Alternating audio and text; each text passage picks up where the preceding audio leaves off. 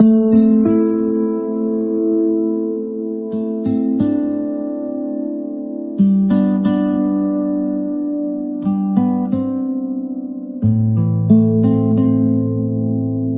नाव नन्नू महबूब मुल्ला.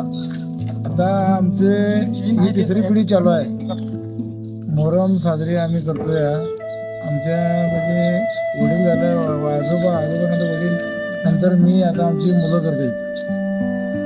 असं ही मोहरम साजरा आमच्या गावात एकच मुसलमान घर आहे आणि तरी आम्ही साजरी म्हणजे सगळे हिंदू लोक, सगळे पूर्ण हिंदू लोक सगळे साजरा करायला सहभाग होतात.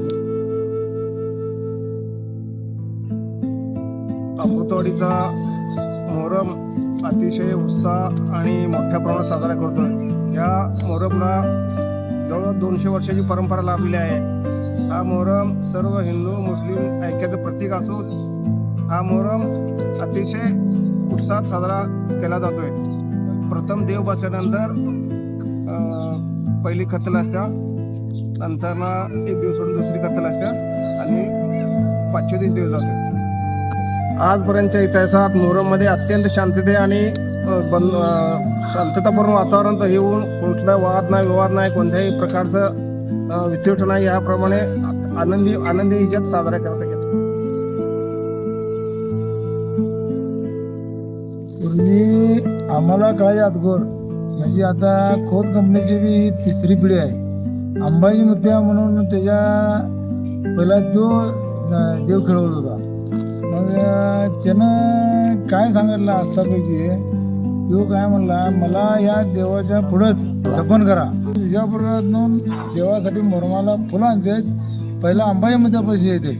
अंबाजी मुत्यापाशी जाऊन नंतर आम्ही मुल्ला जाऊन ऊस घालून नंतर त्याचं खतम देऊन त्यातनं फुलं आम्ही आणून येशीतनं आणून इथं चढवतो. देव इथं नाही ना आंघोळीला जातात. आंघोळीला गेल्यानंतर येऊन अंबाजी मुत्याचं दर्शन घेतल्याशिवाय कीच घेत नाही. अशी परंपरा अजूनही चाललेला आहे आणि अंबाजी मुत्याची महिमा अजून हाय अशीच आहे. जरी कोण रस्त्याने गेला तरी सुद्धा पाया पडल्याशिवाय आमच्या अमृतवाडी गावातला माणूस पुढे जात नाही.